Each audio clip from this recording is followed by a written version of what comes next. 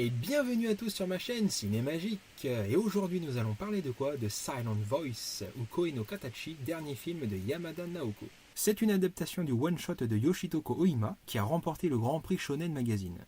Elle aurait écrit ce manga inspiré par une personne malentendante de son entourage et par sa mère interprète en langue des signes. Pour ceux qui s'intéressent à son travail, je leur conseille grandement son autre œuvre, To Your Eternity. Bien que plus légère, l'histoire nécessite tout autant de réflexion. On y retrouve de plus des thèmes communs. Comment arriver à satisfaire la vie qu'on a, comment on y survit. Des histoires qui sont le reflet de la personnalité de Yoshitoko. Fidèlement adapté, c'est un film qui traite habilement et sans concession des brimades et harcèlements physiques ou moraux dans les écoles. Chose que le Japon, mais pas que, subit fréquemment. C'est d'un point de vue très réaliste que l'on va aborder le handicap, le dénigrement et l'humiliation de la part des élèves. Quand on y réfléchit, la surdité est un handicap assez invisible, méconnu et déconsidéré. Le studio Kyoto Animation nous livre un grand film d'animation, que ce soit par la douceur des graphismes, la richesse des décors, le travail sur la luminosité, ou encore la gestuelle des personnages, parfois hallucinante sur certaines scènes, et les personnages sont immédiatement identifiables. Pour Yamada, le plus important est d'observer les gens. Elle se décrit comme une réalisatrice méthodique qui met l'accent sur la psychologie des personnages.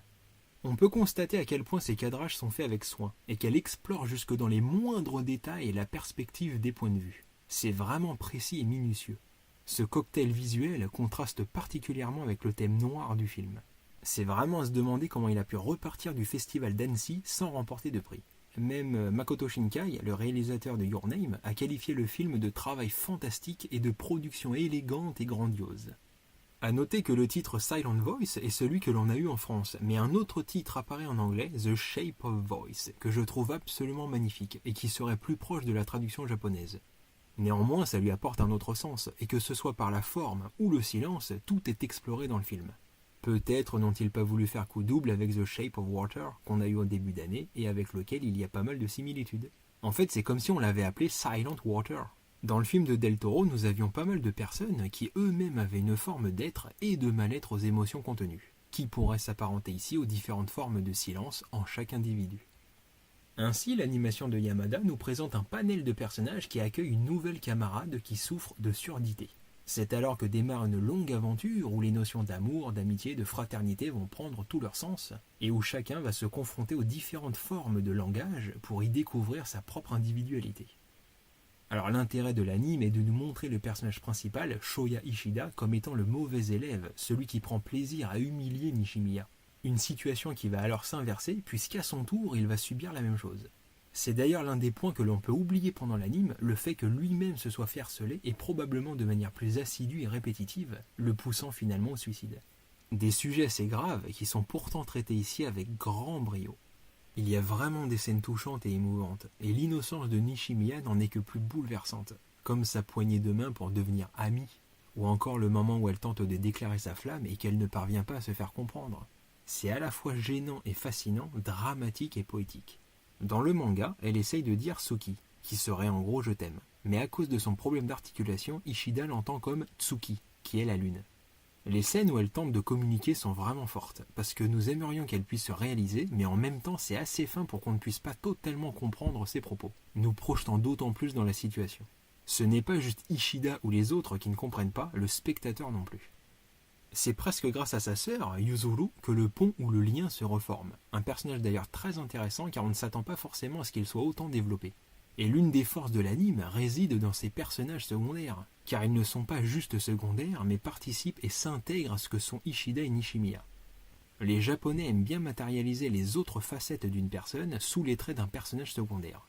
Ce qui se cache en Ishida ou Nishimiya, ce qu'ils n'expriment pas, va alors se décliner à travers les autres personnages, qui vont nous permettre, tels des morceaux d'un même puzzle, de reconstituer leur identité.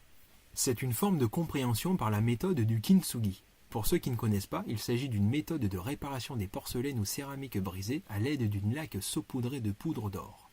Repris en philosophie comme une forme d'art qui invite les individus à transcender les épreuves de leur existence pour se réparer soi-même. Être brisé ne signifie pas la fin, mais l'opportunité d'un cycle nouveau, d'une continuité de son histoire. Le passé fait partie intégrante de l'objet que l'on répare afin de se créer à nouveau. Il ne s'agit pas de cacher ses blessures, ses failles ou ses imperfections, mais les accepter et de les mettre en avant. Tous les personnages que l'on croise ont quelque chose qui leur pèse sur le cœur. et aucun ne sait comment faire pour changer ou conjurer leur propre sort. C'est le cas pour Kazuki, son ami d'enfance qui lui a tourné le dos, c'est le cas pour Miyoko, qui admet par la suite d'avoir été lâche, alors qu'elle avait pourtant fait l'effort d'apprendre le langage des signes. C'est aussi le cas pour Miki Kawaii, qui riait des blagues d'Ishida, mais qui s'est exclu sournoisement pour rejeter la faute sur lui. Ou encore Naoka Ueno et sa rage affirmée à l'encontre de Nishimiya. C'est également valable pour les deux mères des protagonistes, qui ajoutent une sensibilité plus mature, mais qui demeurent tout aussi impuissantes face à la détresse de leurs enfants. J'ai trouvé le personnage de Naoka assez agaçante, mais en réfléchissant, c'est probablement l'une des plus intéressantes. Elle a aussi beaucoup souffert, dans la mesure où elle a toujours été amoureuse d'Ishida, mais n'a jamais pu lui avouer. Elle-même ne trouve pas le langage pour lui exprimer ses sentiments. Là où Nishimiya devient le centre d'attention, autant dans le passé que dans le présent. Ce qu'elle lui reproche, c'est de constamment s'excuser, et on pourrait la croire cruelle, mais le sens qu'elle cherche à transmettre va bien plus loin que sa jalousie. C'est de dire qu'en s'excusant constamment, Nishimiya ne s'accepte pas. Ishida se sent coupable et va tout faire pour réparer son erreur. Mais on pourra noter une dimension très subtile, c'est qu'Ishida ne demande jamais pardon à Nishimiya, contrairement à elle qui s'excuse de tout et tout le temps.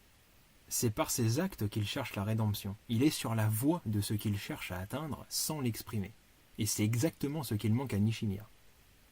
Pendant tout le film, on perçoit la vision d'Ishida, avec les croix sur le visage des gens. Et la scène finale où il s'ouvre enfin au monde est vraiment belle. C'est comme une nouvelle naissance, un souffle de vie passant de l'intérieur vers l'extérieur pour voir au-delà de lui-même. On pense se focaliser sur Nishimiya, dû à sa surdité, mais en l'étant elle amplifie un groupe d'individus qui se trouvent tous être sourds à leur manière, et tout semble n'être que des incarnations de la conscience de chaque individu. Pas besoin d'avoir un handicap pour ne pas entendre. Le film traite de la surdité aussi bien au sens premier du terme comme au sens figuré, puisque bien souvent les gens ne s'écoutent pas et ne s'entendent pas, quelles que soient leurs conditions. Le souci n'est alors pas seulement le handicap, mais la perception de la personne ou l'image que l'on a de soi-même. À noter que bien souvent, ce n'est pas le handicap qui fait souffrir, mais la façon dont on est perçu. C'est un film sur la compréhension entre les gens et la manière dont ils communiquent les uns avec les autres. La réalité et le fantasme sont alors comme les deux états d'esprit des personnages, isolés dans le passé dont ils cherchent la lumière pour se porter vers le futur. L'on vit constamment avec soi-même, et c'est la seule véritable personne qu'il faudrait apprendre à aimer et respecter. Chose que chacun va découvrir. Image de soi déformée, lâcheté, amour refoulé, culpabilité. Autant de sentiments dissimulés dans le cœur des gens et qui cherchent par tous les moyens à s'exprimer sous toutes les formes possibles.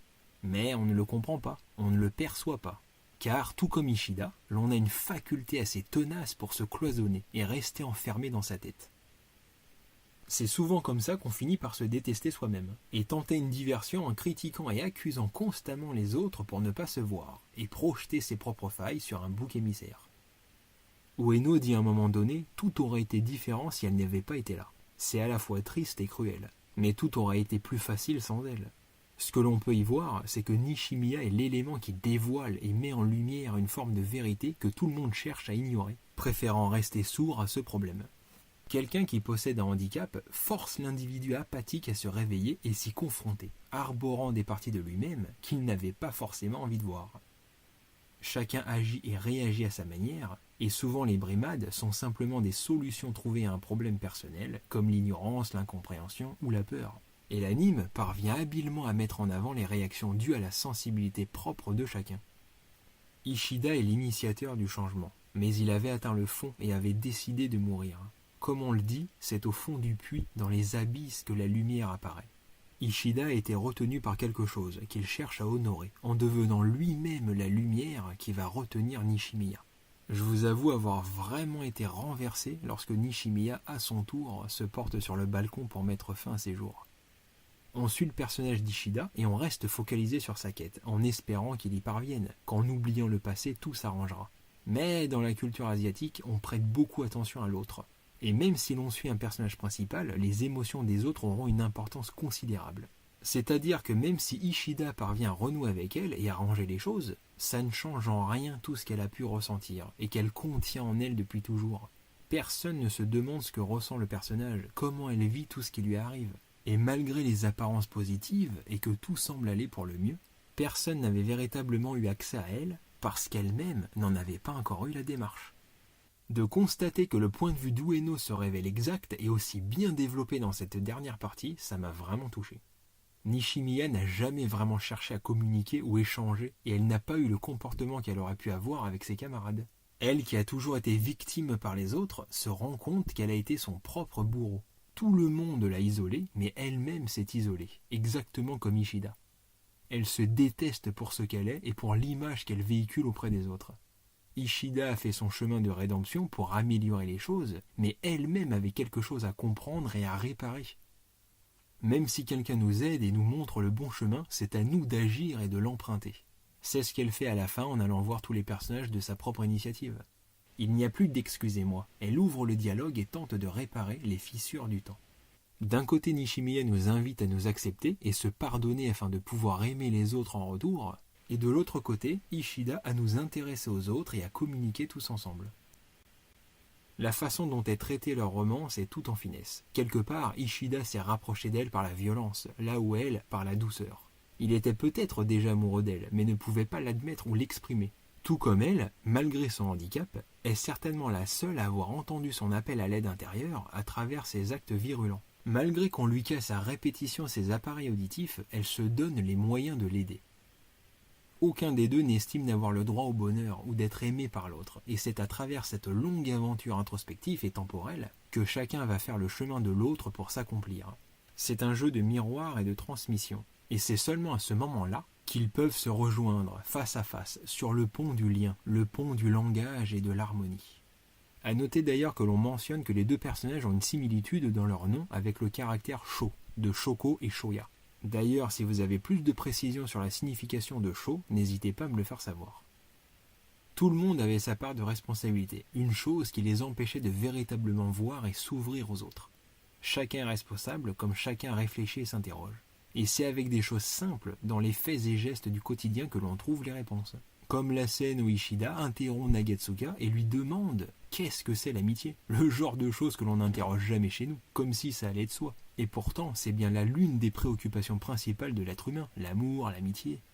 On remet souvent tout en question lorsque ça va mal pour trouver des réponses ou un sens, mais n'hésitez pas à vous interroger également lorsque tout va bien. Les choses sont souvent plus simples qu'elles n'y paraissent, mais personne ne veut le faire ou agir ainsi. Alors ils compliquent les choses pour justifier le fait de ne pas y arriver, et de pouvoir dire « c'est compliqué ». Mais au fond de nous, on sait très bien ce qu'il faudrait faire pour changer les choses, et cette animation le montre parfaitement, d'où cette sensation de simplicité, d'aisance à traiter un sujet si délicat. Mais nous, en Occident, on passera par de grands débats pour savoir si oui ou non il faut le faire, est-ce que c'est bien d'agir ainsi ou non, etc., etc. Comme ce que fait Nagatsuka en retrouvant le vélo d'Ishida par lui-même sans rien demander. Le manga contient davantage de choses qui ne sont pas explorées ici, comme le père de Nishimiya ou d'Ishida, mais l'on devine, ressent les raisons de leur absence. L'on a également la grand-mère qui vient alléger les situations, exprimant une forme d'optimisme et de sagacité à toute épreuve. Souvent c'est avec les enfants qu'elle communique le plus, car les personnages du troisième âge ont déjà dépassé le sérieux et la gravité de l'adulte pour revenir à une forme de jeunesse. Comme le dit Blaise Pascal, la sagesse nous envoie à l'enfance. Et on pourrait en revenir au puzzle et au kintsugi, l'enfant et l'adulte seraient deux morceaux qu'il faut réparer et bonifier pour former la maturité. L'on pourrait également parler du gros travail sonore et musical qui a été fait, puisqu'il a fallu retranscrire à l'image non seulement le bruit et les sons qu'on entend, mais également ce que Nishimiya perçoit. C'est un ressenti de l'intérieur qui passe à travers les sensations du corps et les répercussions visuelles. C'est d'ailleurs intéressant de constater que le langage des signes est purement visuel, comme une écriture ou tout comme l'art du cinéma à la base, mais qu'il contient à lui seul tout un langage que les mots ont bien du mal à retranscrire. La musique est signée Kensuke Ushio, que vous connaissez peut-être pour la BO du très récent Devilman Cry Baby. Je finirai par faire mention des poissons que l'on voit dans le film et qui se trouvent sur l'affiche. Ce sont des koi ou nishiki-koi. Les Japonais considèrent ces poissons non seulement pour leur beauté, mais aussi pour leur habilité à transformer la perception de l'observateur. C'est également le symbole de la force et du courage ou de l'amour et la virilité. Si ça vous intéresse, c'est également ce poisson qui a inspiré le Pokémon Magikarp et son évolution Léviator. Se référant à l'univers imaginaire d'une légende chinoise, où ce poisson aurait remonté le fleuve jaune pour s'envoler vers le ciel en se transformant en dragon.